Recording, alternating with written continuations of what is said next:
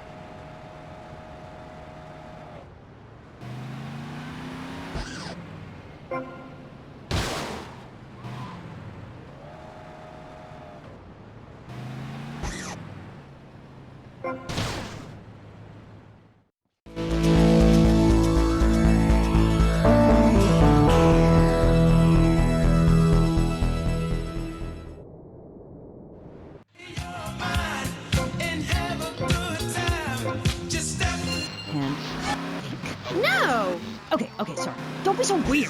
God, everywhere I go, just like the university won't let me display my beautiful and sensual woodcuts in the student commons. It makes me so angry! Where was I? You were talking about yourself? Oh, of course. The ego is a dangerous thing, especially in my case. I'm a Jungian. Anyway, so what I did was dress up like a man and enter into the man world. I can tell you it was more horrifying than I imagined. What did you do? Well, the first chapter, I was a roofer. These sexists spend all day on a roof talking about us, Amy. I was expected to sit around and talk about what I had done to women. Of course, I had to, so as not to blow my cover. So what's the name of your book? Yes, as mentioned hitherto, my book has a very, very obtuse title. Being and Singing. From Freud to the building sites, a woman's journey into the male psyche. Huh? What? I'll admit it's not very catchy, but academia is not about getting to the point. It's about exploration. Okay. Wow, I'm learning a lot today. Yeah, so I entered the world of... It's a profound experience that I have found very interesting. Of course, it's not a cheap pastime, but I think if we have learned anything by now is that...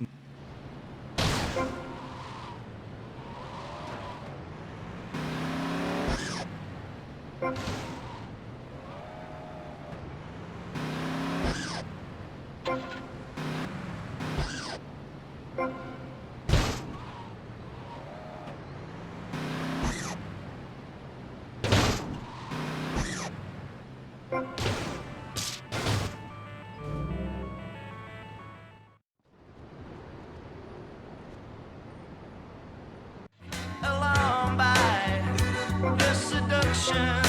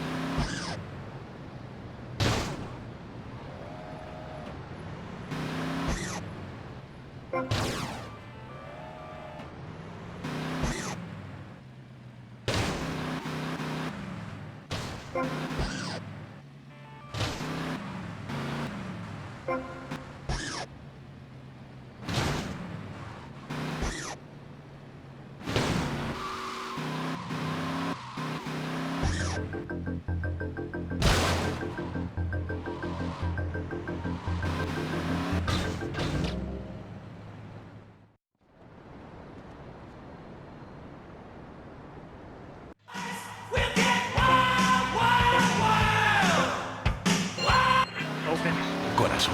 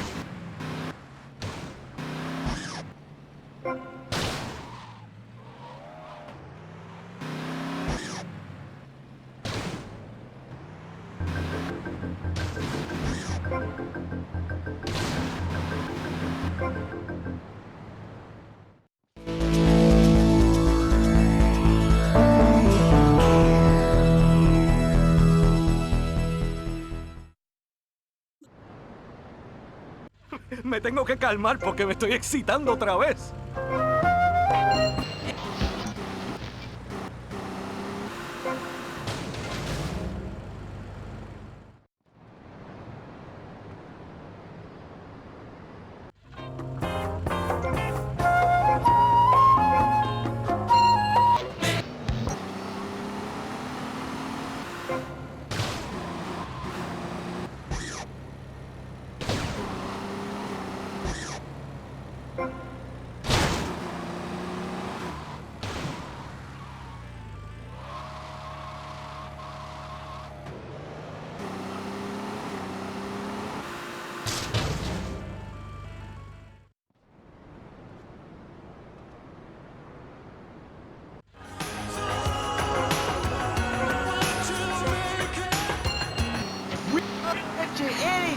And if you see a car in your dreams, tell us. We can acquire it for you. I've taken the skills I've learned as a pro football player to the used car business. Smash, grab, and run like hell. BJ's Used Autos.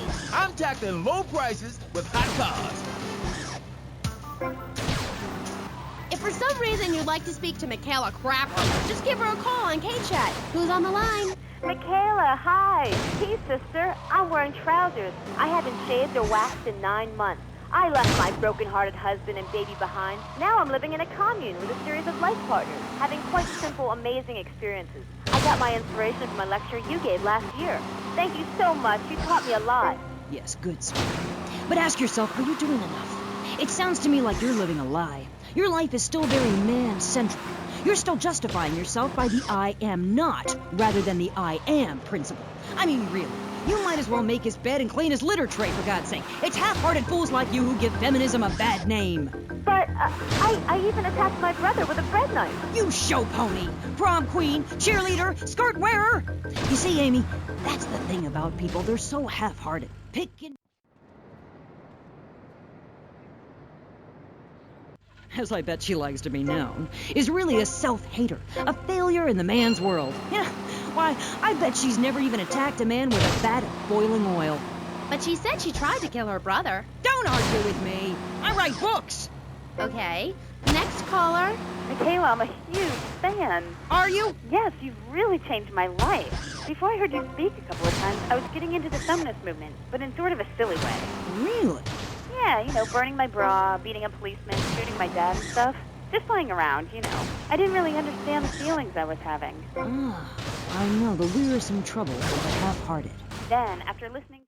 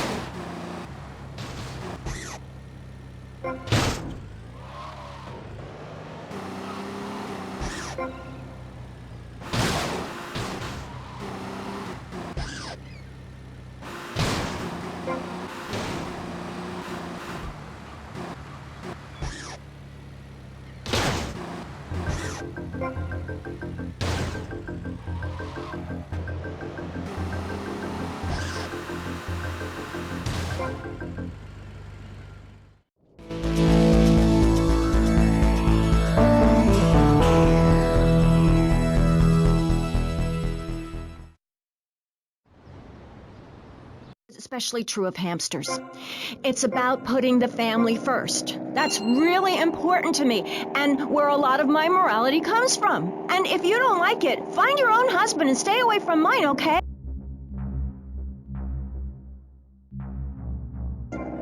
Okay, but, and excuse me if I sound a little confused here, but I don't think I understand. Now, my morality comes from looking at history and biology and working out what's best for my kids and screw anyone else. That's what this country's all about. I mean, I saw the hippies. What a load of claptrap. What's your kid gonna do at a school with a name like Moonbeam or Wave or Horseradish or whatever they call them? How can you take your kid to a Little League game when you live in a communal farm growing drugs? It's awful. And that's what my life is about, looking down on others. Yes, I think I can see that now. Moving on. Pastor Richards, in your book, you talk about putting yourself first and how people should not make sacrifices or help those in need. Do you want to elaborate?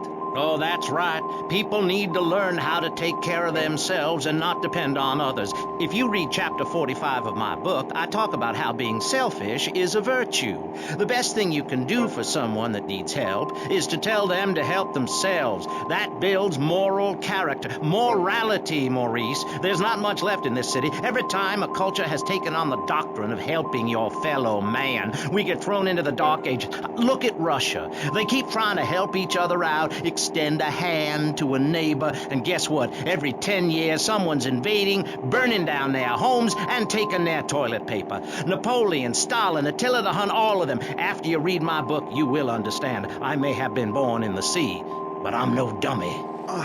Are we going to talk about being naked? Yeah, soon, Barry. Keep your hair on and calm down, please, my friend. Divorce rates are up. Standardized test scores are down. Vampire sightings at the mall. Can the family be saved? Or, to put it another way, if we're meant to be monogamous, why weren't we born already married? Jan, over to you. Well, since I'm a happily married mother, I know the family unit is the basis of all society. Now, even when my husband is working late or away on an extended business trip to Hawaii with his secretary, I understand just how important the family unit is in life. He's working hard so I can get another station wagon with even more wood on it. Go on. Tell me more about your family. Well, I like to compare it to nature. After all, it is one planet, even if we do just want to maim and kill each other, especially me. Now, look at sharks and sandworms. Oh, and one of my hobbies, besides making babies and criticizing people, is biology. You learn so much from nature. People these days, they don't grow their own food. They can barely get out of their recliners and make it to the supermarket. I tell you, there is nothing super about that place. Kids these days don't know how to preserve and can their own food. Now, no wonder all they want to do is play video games or hang out with their friends. What is it, the Degeneratron? What a crock of shit. Hey, watch your language. This is radio. We have regulations about that sort of thing. But you let a naked man on. He's behind the screen. You can't see him. It's not that exciting. Imagine a flabby guy with a ponytail and a nasty rash. You'll get the picture. Imagine one. I married one. Anyway, what was I saying? You were discussing the Degenetron, which I understand is a game...